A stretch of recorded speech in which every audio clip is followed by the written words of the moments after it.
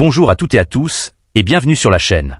Aujourd'hui, nous allons parler d'un événement qui, s'il est confirmé dans toutes ses dimensions, marque un tournant stratégique majeur pour l'Algérie et au-delà, pour l'équilibre géopolitique du Maghreb et du Sahel. Il ne s'agit pas d'une rumeur anodine, ni d'un simple contrat d'armement parmi d'autres.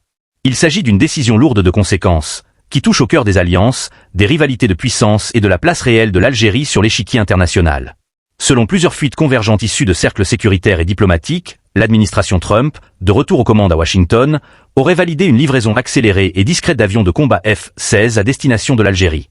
Une opération menée dans la plus grande confidentialité, en dehors des circuits de communication classiques, et qui provoque déjà des tensions visibles à Washington, une irritation manifeste à Moscou et une attention soutenue de la part des capitales européennes. Ce qui est en jeu, ici dépasse largement la question de quelques appareils militaires. Ce dossier révèle quelque chose de fondamental. La reconnaissance implicite de l'Algérie comme puissance pivot, comme acteur de stabilité et comme partenaire incontournable dans une région devenue l'un des principaux théâtres de recomposition stratégique mondiale. Avant d'aller plus loin, si vous appréciez ce type d'analyse posée, rigoureuse et orientée sur les rapports de force réels, abonnez-vous à la chaîne. Cela permet de continuer à produire des contenus qui prennent le temps d'expliquer, sans slogan ni simplification. Revenons aux faits. L'Algérie n'est pas un acteur nouveau dans le domaine militaire. Depuis des décennies, elle a bâti une doctrine de défense fondée sur l'autonomie stratégique, la dissuasion régionale et la protection de son immense profondeur territoriale. Son armée n'est pas une armée d'apparat. C'est une armée structurée, professionnalisée, forgée par l'histoire, par une guerre de libération fondatrice et par des décennies de lutte contre des menaces asymétriques réelles, notamment le terrorisme. Jusqu'à présent, la Russie a été le principal fournisseur d'armement d'Alger. Ce partenariat ancien s'explique autant par l'histoire que par la logique. Fiabilité des équipements, absence de conditionnalités politiques intrusives et vision commune de la souveraineté des États. Mais l'Algérie n'a jamais été un satellite. Elle a toujours diversifié, négocié, comparé et surtout décidé seule. L'éventuelle entrée d'avions américains de dernière génération dans la flotte algérienne ne signifie pas un basculement idéologique. Elle signifie une chose beaucoup plus pragmatique. L'Algérie adapte ses capacités à un environnement stratégique qui s'est profondément durci. Le Sahel est instable. La Libye reste fragmentée. Les flux terroristes, criminels et migratoires se croisent aux frontières. Et les grandes puissances, qu'on le veuille ou non, projettent leur rivalité sur le continent africain. Dans ce contexte, Washington cherche des partenaires solides, crédibles, capables d'agir sans dépendre d'une tutelle étrangère. Et qu'on l'apprécie ou non, l'Algérie correspond exactement à ce profil. Un État centralisé, une armée nationale cohérente, une diplomatie active, une capacité énergétique stratégique pour l'Europe et une connaissance fine des dynamiques africaines. C'est là que la décision de Trump prend tout son sens. En contournant les lenteurs bureaucratiques, en assumant un geste fort vers Alger, il envoie plusieurs messages simultanés. À la Russie, d'abord, en montrant que son influence n'est ni exclusive ni garantie. À la Chine, ensuite, en signalant que l'Afrique du Nord n'est pas un terrain abandonné. À l'Europe, enfin, en rappelant que la sécurité énergétique et militaire du Sud dépend aussi de la stabilité algérienne. Joe Biden, de son côté, incarne une ligne plus idéologique, plus prudente, parfois plus rigide. Son irritation face à ce dossier tient autant à la méthode qu'au fond. Car reconnaître l'Algérie comme partenaire militaire de premier plan, c'est admettre qu'elle n'est pas un simple acteur régional, mais une puissance intermédiaire autonome, capable de dialoguer avec tous sans s'aligner sur personne.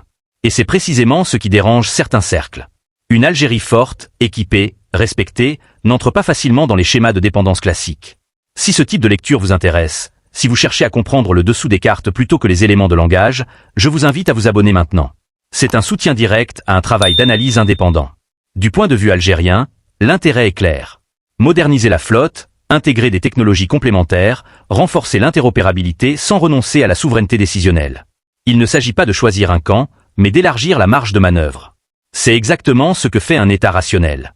Contrairement à certaines caricatures, l'Algérie ne cherche pas l'escalade. Elle cherche la dissuasion. Être suffisamment forte pour ne pas avoir à se battre. Suffisamment équipée pour que toute tentative de déstabilisation soit dissuadée en amont. Dans un Maghreb traversé par des rivalités latentes, cette posture est un facteur d'équilibre, pas de chaos. La réaction du Maroc, attentif à toute évolution de l'équilibre militaire régional, montre bien que cette affaire est prise au sérieux. La course aux armements n'est pas souhaitable, mais elle devient une réalité dès lors que les perceptions de puissance évoluent. Là encore, l'Algérie n'initie pas une rupture. Elle s'adapte. À Moscou, l'agacement est réel. Perdre un quasi-monopole est toujours mal vécu. Mais la relation algéro-russe ne disparaît pas pour autant.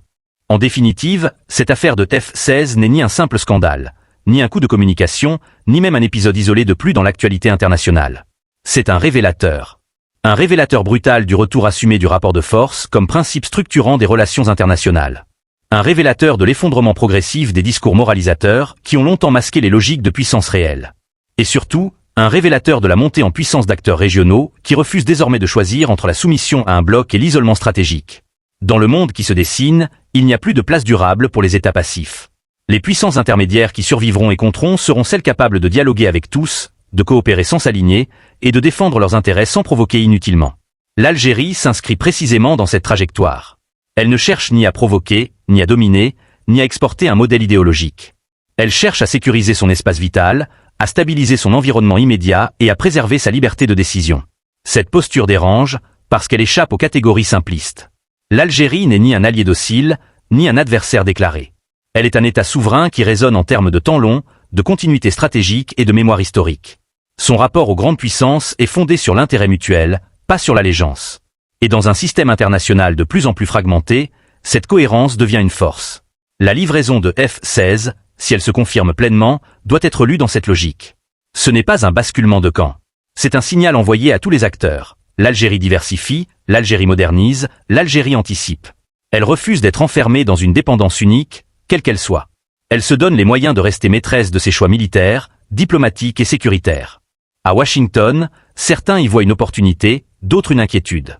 À Moscou, une perte relative d'influence, mais pas une rupture. À Pékin, un rappel que l'Afrique du Nord n'est pas un terrain vierge. À Bruxelles, une réalité incontournable. La stabilité énergétique et sécuritaire du sud de la Méditerranée passe par Alger, qu'on le veuille ou non. Sur le plan régional, cette évolution renforce objectivement le rôle de l'Algérie comme pilier de stabilité.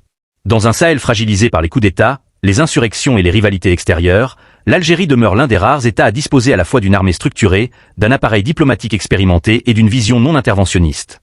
Cette combinaison est rare. Elle explique pourquoi Alger est à la fois consulté, courtisé et parfois critiqué. Mais ces critiques sont souvent le prix de l'autonomie. Un État qui décide seul dérange toujours plus qu'un État aligné. Et c'est précisément pour cela que l'Algérie est aujourd'hui observée avec autant d'attention. Elle incarne une voie étroite, exigeante, mais cohérente, celle de la souveraineté pragmatique dans un monde instable. C'est cette Algérie-là que beaucoup d'Algériens reconnaissent. Une Algérie qui n'élève pas la voix inutilement, mais qui ne recule pas. Une Algérie qui ne cherche pas l'affrontement, mais qui se prépare. Une Algérie consciente que la paix durable ne repose pas sur des promesses, mais sur des équilibres crédibles. Si vous souhaitez continuer à suivre ce type d'analyse approfondie sur l'Algérie, le Maghreb et les grandes dynamiques géopolitiques mondiales, abonnez-vous à la chaîne. Vous y trouverez des contenus pensés pour des citoyens adultes, exigeants, qui veulent comprendre avant de juger.